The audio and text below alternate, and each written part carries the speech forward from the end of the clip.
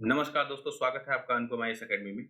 इससे पहले वाली वीडियो में हमने पूरा पाषाण काल के विभिन्न स्थलों को देखा था। हमने निम्न पूरा पाषाण काल, मध्य पूरा पाषाण काल और उच्च पूरा पाषाण काल के विभिन्न स्थलों को देखा था। इस वाले वीडियो में हम ये समझना चाहेंगे कि कैसे एक सामाजिक व्यवस्था जो पत्थर के पहिए से स्टार्ट हुई थी और वर्तमान व्यवस्था तक आ गई। मतलब एक समाज में परिवर्तन किस तरह से होते हैं, उस श्रृंखला को हम इस वीडियो में देखना चाहेंगे। और उसमें हम फोकस कर रहे हैं पूरा पाषाण काल को कि पूरा पाषाण काल की व्यवस्था किस तरह से परिवर्तित हुई थी और वहां का सामाजिक जीवन कैसा था, लोग वहां रहते कैसे थे, उनका व्यवसाय क्या था, किस तरह की व्यवस्थाएं थी, वो सब हम देखेंगे। ये वाला टॉपिक आपको मेंस में ज्यादा काम देगा क्योंकि आपसे स्थलों के साथ सामाजिक परिवर्तनों को पूछा जाएगा मेंस में। उसके लिए ये ज्यादा उपयोगी सिद्ध हो। तो आप देखिए क्या हो रहा है। पहले एक समुदाय था जो पत्थर के हथियारों से, बेडौल पत्थर के हथियारों से, बिना किसी आकार के बने पत्थर के हथियारों से शिकार कर रहा था। वही समाज धीरे-धीरे एक समूह में रह रहा है। इस वाले चित्र में देखिए कि कुछ लोगों को एक लकड़ी के, जो आपका खंभा कह सकते हैं, उससे बांध कर सजा दी जा रही है। इससे आपको क्या प्रमाण मिलेगा कि एक क्या हो रही है, सामाजिक व्यवस्था बन रही है।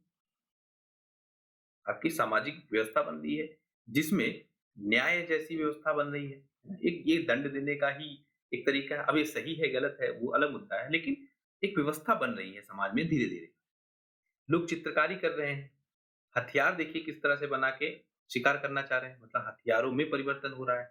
फिर आप देखिए बेडौल पत्थर के हथियार से इस तरह के धारदार हथियार, हत्था लगे हथियार बनाए जा रहे हैं और समाज में धीरे धीरे परिवर्तन हो रहा है।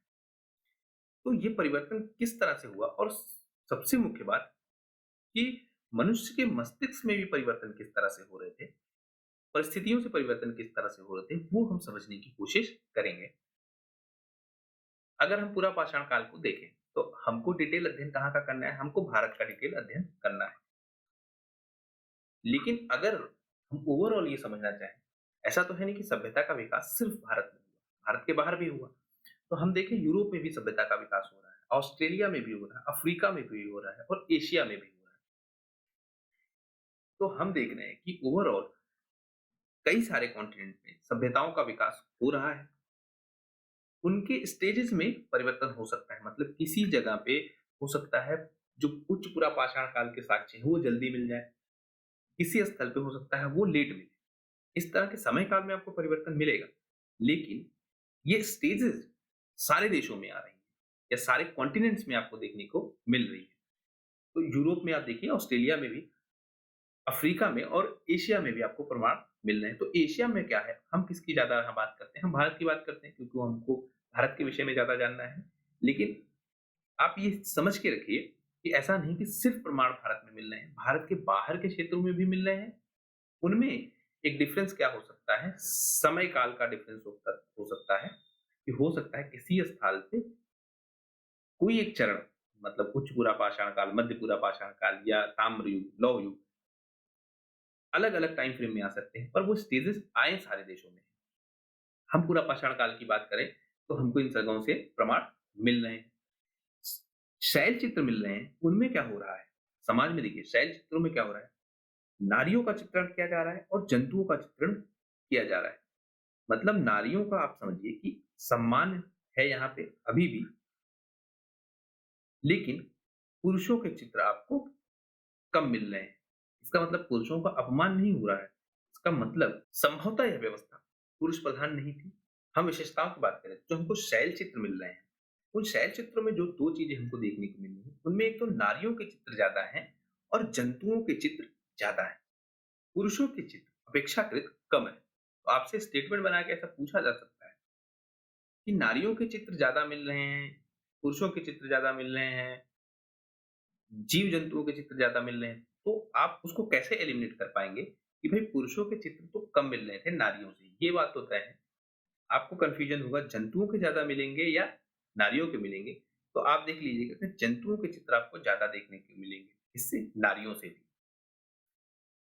नारी को किस चीज़ की संज्ञा दी जा रही है? वीनस की संज्ञा दी जा रही है। तो अगर आपसे पूछा जाए कि वीनस की संज्ञा किसको दी जा रही है, तो आप क्या कहेंगे? नारी को। मतलब नारी को यहाँ पे देखिए क्या है, एक सम्मान बोधक शब्द आप कह सकते हैं। क्या सम्मान बोधक शब्द मिल रहा है किसको? नारी को। इससे आप ये अनुमान लगा सकते हैं कि जो स्थिति बाद में नारियों की हुई सामाजिक व्यवस्था में, वो प्रारंभ से नहीं थी। प्रारंभ में नारियों का एक सम्मानित स्थान था समाज में, और ये हम कहाँ देख रहे हैं? ये हम क्या देख रहे हैं? पाषाण काल में भी देख रहे हैं। ठीक है? अगली बात अगर देखें, तो एक जो आपकी कैमूर पहाड़ियाँ हैं, यहाँ पे कोल और बैगा जनजाति की लोग रहते हैं। कहाँ पे? कैमूर पहाड़ियों पे। ये आज भी क्या करते हैं? वृत्ताकार प्लेटफ़ॉर्म पे, मतलब एक ऐसा राउंड प्लेटफ़ॉर्म बनाएँगे, उसपे त्रिभुजाकार पत्थर बनाते हैं, इस तरह से कुछ, और उनकी उपासना करते हैं। और इसे ये क्या समझ रहे हैं? मातृ देवी का प्रतीक। मतलब जब हम पूजा की बात करें, पूजा हम किसकी करेंगे? जो हमारा इष्ट होगा, जिसे हम स्वयं से श्रेष्ठ मानते हैं। तो उसमें भी आप देखिए मातृ देवी की पूजा की जा रही है। आप ये चीज़ सिंधु घाटी सभ्यता में भी आपको देखने को मिलेगी कि मातृ देवी की मूर्तियाँ वहाँ भी मिलेंगी। तो मातृ देवी की पूजा की जा रही है, और इससे क्या है, जो हमको चीज़ पता लगती है कि नारी नारी का स्थान क्या था उस व्यवस्था में, उस चीज़ का हमको ज्ञात होता है। तो हमने देखा कि भीमबेटका की एक गुफा है। भीमबेटका तो बहुत बड़ा क्षेत्र था, पूरी गुफाओं का क्षेत्र था, तो उसमें से एक गुफा है, जिसका नोमेनक्लेचर किया गया है, मतलब उसका नामकरण किया गया है, उस गुफा को नाम दिया गया है, गुफा संख्या 3 F24। इसमें क्या है, ऑडिटोरियम की या सभा कक्ष गुफा का नाम दिया गया है। मतलब ये एक सभा जैसी गुफा है। आपने सभा देखी होगी, इस तरह से चेयर लगी होगी अगल-बगल, है ना? तो इस तरह से ये एक गुफा है। इसकी जो आप चेयर लगने वाली जगह देख रहे हैं, इस सभा के किनारे-किनारे से दीवालें भी होंगी। मतलब अगर कोई ऐसी एक गुफा है ना? उसमें ऐसा क्षेत्र है, तो ये किनारे की दीवालें होंगी। तो इस किनारे की दीवालों पे खूब सारे चित्र बने हुए हैं। इसीलिए क्या है, इसको क्या ऑडिटोरियम केव या सभा कक्ष गुफा का नाम दिया गया है। ये और स्थान कहाँ पे है? भीमबेटका। और कौन सी गुफा है? F24। जो मध्य प्रदेश का बाघोर क्षेत्र है, यहाँ आपको क्या मिल रहा है? वेदिका जैसी आकृति देखने को मिल रही है। तो जैसे मैंने आपको पहले बताया कि आज के डेट में भी कोल और बैगा जनजातियाँ जो कहाँ हैं? कैमूर की पहाड़ियों में रह रही हैं। वो भी इस तरह की पूजा आज तक करती है। अगर आपसे पूछा जाए कि क्या हमने ऐतिहासिक परंपराओं का त्याग कर दिया है? इस तरह से कोई प्रश्न आपसे बने, मेंस में स्पेशली, तो आप ये प्रमाण दे सकते हैं कि देखिए हम मध्य प्रदेश के बागोर क्षेत्र से, हम पाषाण काल से इस तरह की पूजा करते आ रहे हैं, और ये पूजा के प्रमाण हमको आज के डेट में भी मिल रहे हैं। जो जनजातियाँ हैं वो आज भी इस तरह की परंपराओं को अपना रही हैं। वेदी पूजा की जा रही है। आप भी देखिए हिंदू धर्म में आज भी वेदी पूजा का एक विशिष्ट स्थान है। तो हम इससे ये समझ सकते हैं कि जो पाषाण काल में एक सभ्यता विकसित हुई, जहाँ पे मातृ देवी की पूजा की जा रही है, नारियों की पूजा की जा रही है, वेदी बना के पूजा की जा रही है, उसका प्रमाण हमको आज भी देखने को मिलता है, या उस सभ्यता का असर हमको आज भी देखने को मिलता है अपनी वर्तमान संस्कृति में भी। तो इससे हम ये अंदाजा लगा पा रहे हैं कि जो सभ्यता का विकास होता है, क्या होता है? जो सभ्यता का विकास होता है, वो इतिहास की आधारशिला पे होता है। मतलब इतिहास का आधार हर सभ्यता के साथ जुड़ा हो सकता है। इतिहास का आधार हर सभ्यता के साथ जुड़ा होता है। और हम देख पा रहे हैं कि वर्तमान समाज में भी कुछ ऐसी व्यवस्थाएँ हमको देखने को मिल रही हैं, जो पाषाण काल से चली आ रही हैं। अगली बात अगर हम देखें, तो औजारों की अगर हम बात करें, पूरा पाषाण काल, ये हमने क्या देख लिया? एक हमने देख ली सामाजिक व्यवस्था कैसी है। मतलब ये हमने एक क्या बात कर ली? सामाजिक व्यवस्था की बात कर ली। सामाजिक व्यवस्था में हमने देख ली कि नारी के स्थान की बात कर ली, नारी का क्या स्थान था। पूजा पद्धति की हमने बात देखी, कि पूजा पद्धति किस तरह की थी, मतलब लोगों का सामाजिक जीवन किस तरह का था। अगली बात अगर हम देखें, तो जो औजार हैं इनके, वो हमको अलग-अलग जगहों से मिलते हैं। छोटा नागपुर के पहाड़ से मिलते हैं, आंध्र प्रदेश के कुल्लू जिले से मिलते हैं, अफ्रीका में तो हमको 26 लाख साल पहले से औजार मिलते हैं। यूपी में अगर हम देखें स्पेशली, तो मिर्ज़ापुर में हमको खूब सारे औजार मिलते हैं। है ना? अलग-अलग टाइम फ्रेम में हमको मिलते हैं। हड्डी के उपकरण से देखिए आप औजार बनाए जा रहे हैं, पशुओं के अवशेष भी मिल रहे हैं। यूपी का जो आपका बेलन घाटी का क्षेत्र है, यहाँ से भी हमको पशुओं के अवशेष मिल रहे हैं। अब हम इससे बात से क्या समझना चाहते हैं? देखिए, क्या परिवर्तन हुआ समाज में? अगर हम समाज परिवर्तन की बात करें, तो यहाँ क्या परिवर्तन हो रहा है? पहली चीज़ तो ये हो रही है कि हथियार बन रहे हैं। हथियार मुख्यतः किसके हैं? पत्थर के हैं और हड्डी के हैं, ठीक? इन पत्थरों को और हड्डियों को अब धीरे-धीरे क्या हो रहा है? आकार दिया जा रहा है। मतलब टेक्नोलॉजिकल डेवलपमेंट हो रहा है धीरे-धीरे निर्माण में, प्रोडक्शन में। अब हथियार प्रोडक्शन में भी आप उस समय की ये तो प्रोडक्शन ही है ना, आप जिस तरह आजकल बड़े-बड़े प्लांट लगा के प्रोडक्शन किए जा रहे हैं, कुछ इसी तरह की व्यवस्था उस समय में भी थी। वही छोटे स्थानों पे आपको प्लांट जैसी व्यवस्था या कह सकते हैं औद्योगिक क्षेत्र आपको मिलेंगे। मतलब एक छोटे से क्षेत्र पे लोग रहेंगे, वो हथियार बनाने का ही काम करेंगे, भले ही वो हथियार पत्थर के हो, भले ही वो हथियार हड्डी के हो, लेकिन उस क्षेत्र विशेष पे वो लोग रह के हथियार बनाएँगे, उनका काम ही होगा हथियार बनाना। तो आप यहाँ पे क्या देख पा रहे हैं, एक तो आप फिर देख पाएँगे कि यहाँ श्रेणीकरण भी होगा।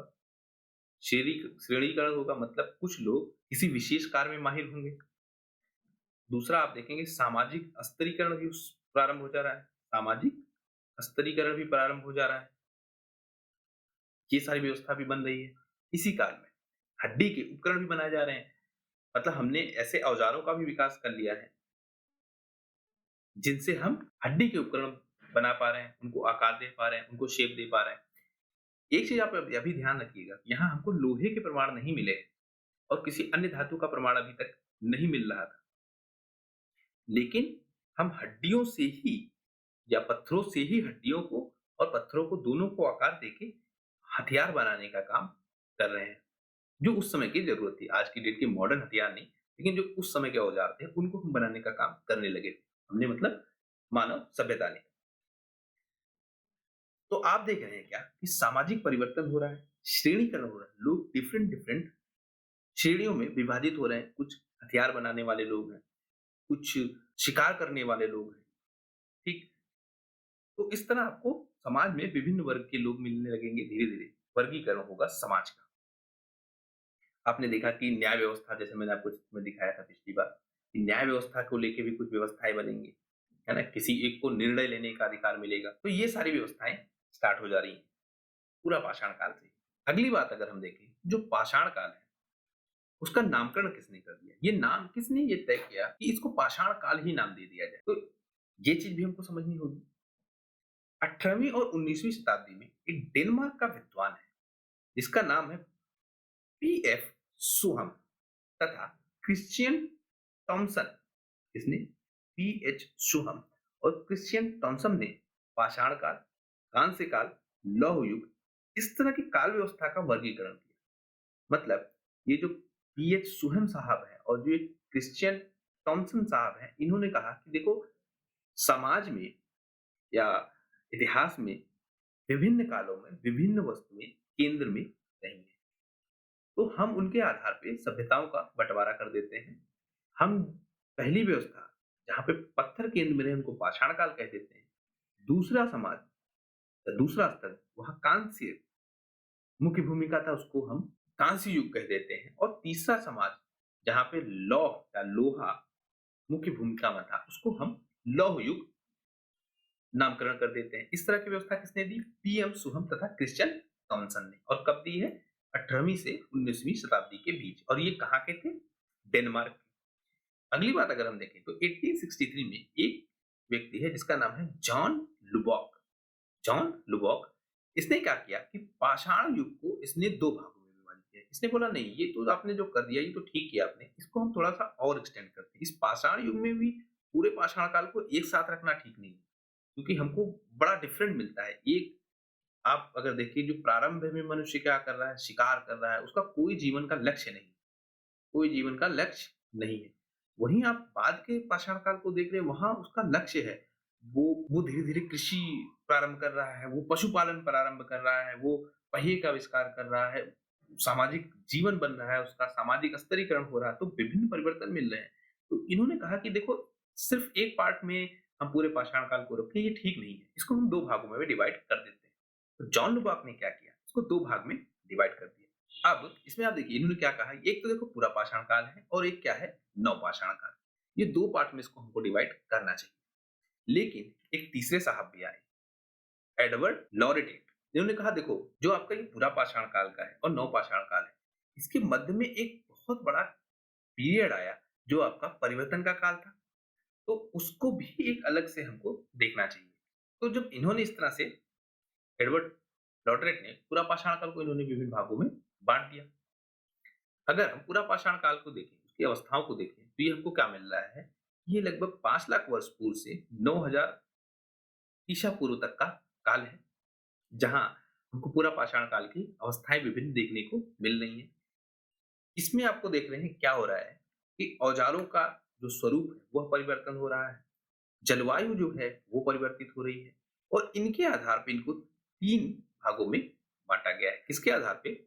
औजारों का जो स्वरूप परिवर्तन हो रहा है, उसके आधार पे और जो जलवायु का परिवर्तन हो रहा है, उसके आधार पे। देखिए, पाषाण काल को भी या किसी भी काल को बाँटने के अलग-अलग पैमाने हो। उन पैमानों में एक पैमाना रख दिया कि जो औजार का विकास होगा वो, जो जलवायु परिवर्तन होगा वो, उसके आधार पे हम समाज को बाँटेंगे। अब इसके अलग तरीके भी हो सकते हैं, जैसे जैसे कोई शासन में परिवर्तन की बात करें, शासन परिवर्तन के आधार पे समाज को बाँटे। जैसे आप देखेंगे कि पिछली वीडियो में जैसे हमने बात करी थी कि इतिहास को 3 भागों में बाँटा गया है, प्राचीन काल, मध्यकाल और आधुनिक भारत, है ना? तो इसमें हम देखेंगे प्राचीन भारतीय राजाओं को दिखाया गया है। फिर इनमें कहा गया कि जो मुस्लिम शासकों का देश, फिर ये कहा गया कि अंग्रेजों के बाद का काल, तो इस तरह से भी समाज का बँटवारा किया गया है, मतलब शासन परिवर्तन के आधार पे बँटवारा किया गया है। तो इसी क्रम में औजारों के रूप में और जलवायु परिवर्तन के आधार पर इसकी 3 अवस्थाएँ हैं, इसकी पूरा पाषाण काल की। निम्न पूरा पाषाण काल, मध्य पूरा पाषाण काल और ऊपरी पूरा पाषाण काल। जो निम्न पूरा पाषाण काल है, ये कब से है? 5 लाख से 50,000 ईसा पूर्व। 50,000 से 40,000 ईसा पूर्व क्या है? मध्य पूरा पाषाण काल है। और 40,000 से 10,000 ईसा पूर्व क्या है आपका? ऊपरी पूरा पाषाण काल का युग है। जो पूरा पाषाण काल के औजार हमको अलग-अलग जगहों से मिल रहे हैं, तो हमने देखा राजस्थान में जो मरुभूमि है, मध्य प्रदेश के पास देखा, भीमबेटका की गुफाओं में देखा कि हमको, इसको आप भीमबेटका कर लीजिए। भीमबेटका की गुफाओं में भी हमको प्रमाण मिले थे। मरुभूमि एक क्षेत्र है हमारा, दिदवाना क्षेत्र। ये 1 लाख ईसा पूर्व का क्षेत्र है, यहाँ से भी हमको प्रमाण मिले थे। और बेलन और नर्मदा घाटियों में भी हमने देखा था प्रमाण मिले थे। एक चीज़ हमको ये देखने को मिल रही है कि जो नदी घाटी है, वो एक प्रमुख स्थल रही है किसके लिए?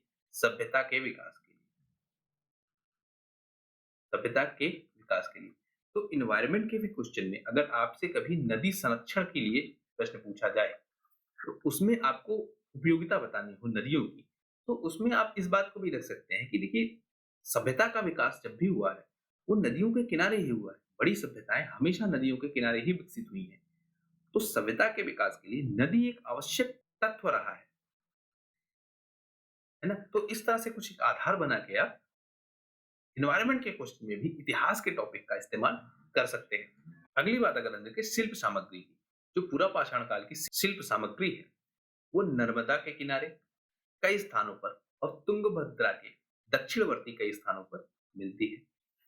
जो मध्यपुरा पाषाण काल के हथियार हैं, उनमें हमको क्या मिल रहा है? फलक खुर्जनी, छेनी खुर्जनी, बेदिनी, इस तरह की हथियार हमको मिल रहे हैं। मतलब फलक संस्कृति के हथियार मिल रहे हैं हमको कहाँ? मध्यपुरा पाषाण काल में। तो हमको हथियार अलग-अलग बदलते हुए दिख रहे हैं।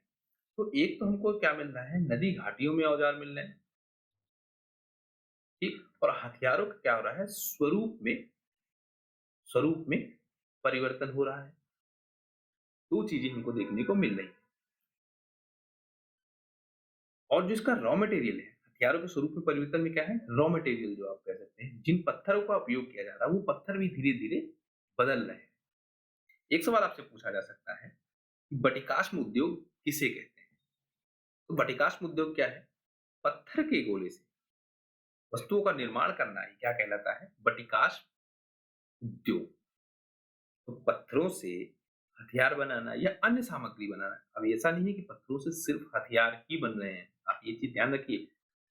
भाई पत्थरों से सामान्य उपयोग की चीजें भी तो बनेंगी, सामान्य उपयोग की चीजें भी तो बनेंगी। सामान्य उपयोग की चीजों के साथ में फिर आप देखेंगे क्या? हथियार भी इन्हीं पत्थरों से बनेंगे।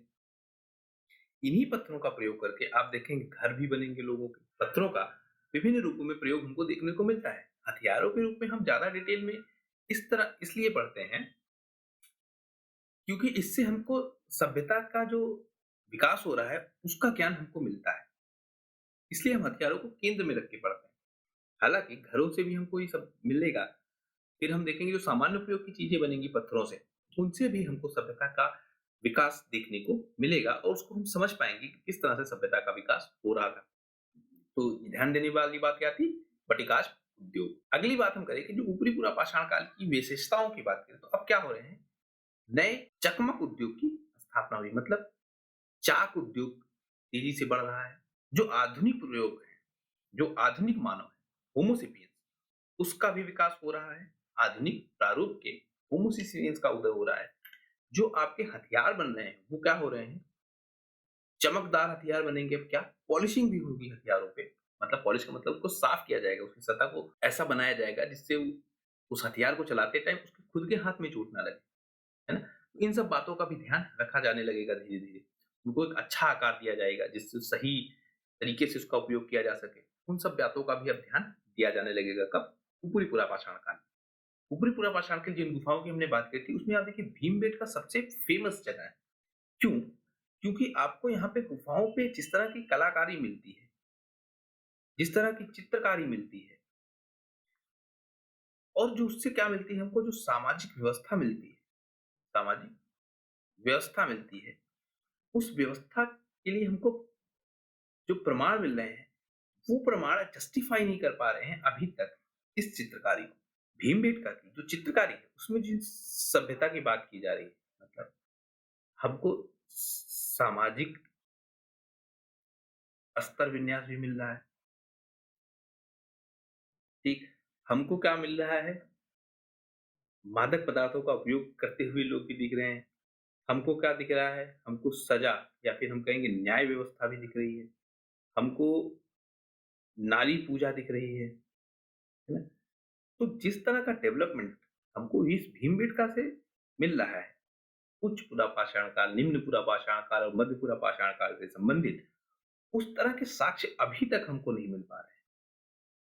देखिए साक्ष्य हमको मिले हैं, ऐसा नहीं कि साक्ष्य नहीं मिले, पर जिस स्तर का ये दिखाया जा रहा है भीमबेटका में, उस स्तर का हमको साक्ष्य नहीं मिल रहा है।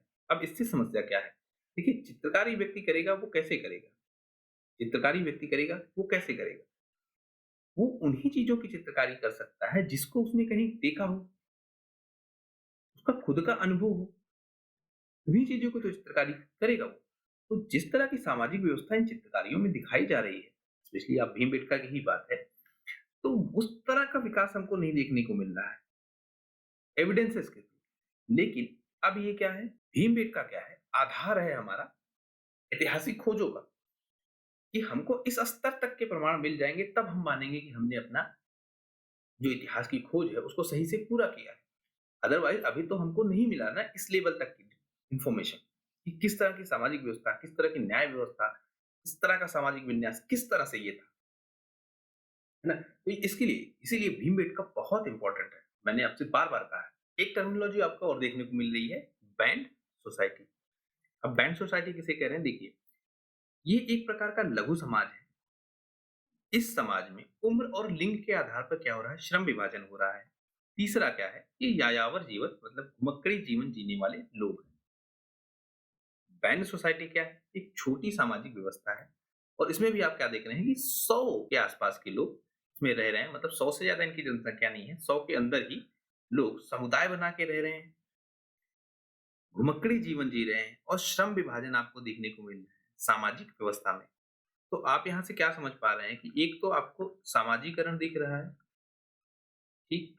सामाजीकरण में भी आप देख रहे हैं श्रम विभाजन आपको देखने को मिल रहा है, मतलब लोगों में को उनकी योग्यता के आधार पे या क्षमताओं के आधार पे श्रम में विभाजित किया जा रहा है, मतलब श्रम कार्यों में लगाया जा रहा है। तो श्रम विभाजन आपको देखने को मिल रहा है। जिसकी जितनी क्षमता है उसके हिसाब से उसको श्रम में विभाजित किया जा रहा है। फिर आप देख रहे हैं यायावर जीवन ये लोग जी रहे हैं। मतलब ये लोग किसी एक स्थान पे रह रहे हैं, ठीक मान लेते हैं। यहाँ पे समुदाय में रह रहे हैं, ठीक? फिर यहाँ पे ये लोग क्या कर रहे हैं, यहाँ पे अब ये लोग कृषि भी कर रहे हैं।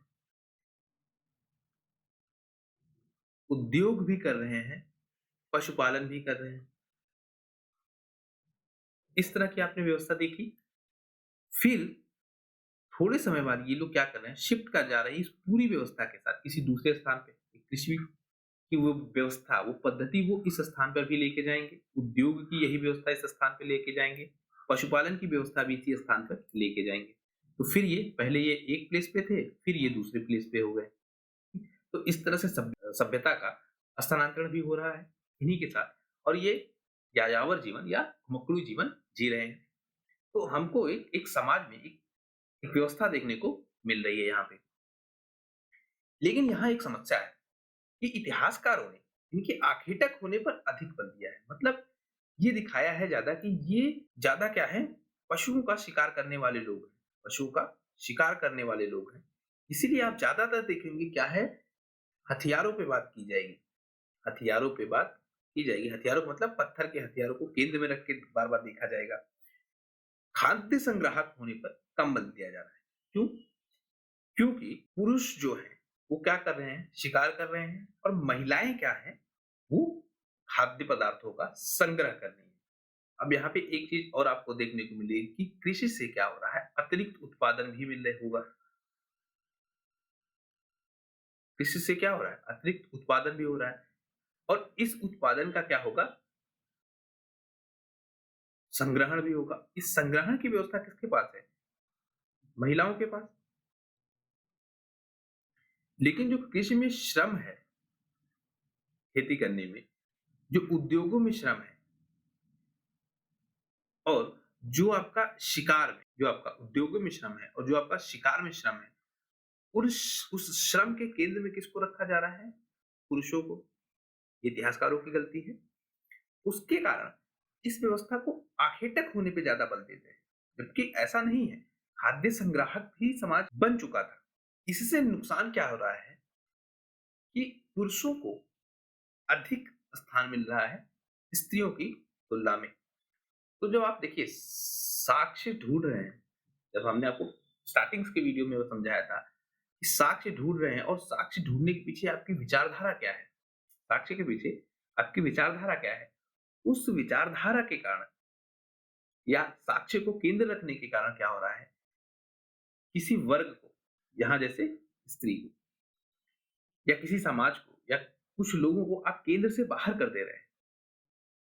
जैसे हमने देखा था इतिहास लेखन में, जब हमने बात करी थी कि इतिहास का 3 कालों में विभाजन किया गया है, जिसमें हम देखेंगे कि प्रारंभ काल को एक आपको हिंदुओं का काल दिखाया जाएगा, फिर आपको मुस्लिमों का काल दिखाया जाएगा, फिर आपको ब्रिटिशरों का काल दिखाया जाएगा। तो उसमें भी तो यही समस्या थी कि सामान्य जन को छोड़ दिया गया, है ना? यहाँ भी क्या समस्या आ रही है, इस व्यवस्था में भी क्या समस्या आ रही है कि आखेटक अधिक दिखाया जा रहा है और खाद्य संग्राहक कम दिखाया जा रहा है।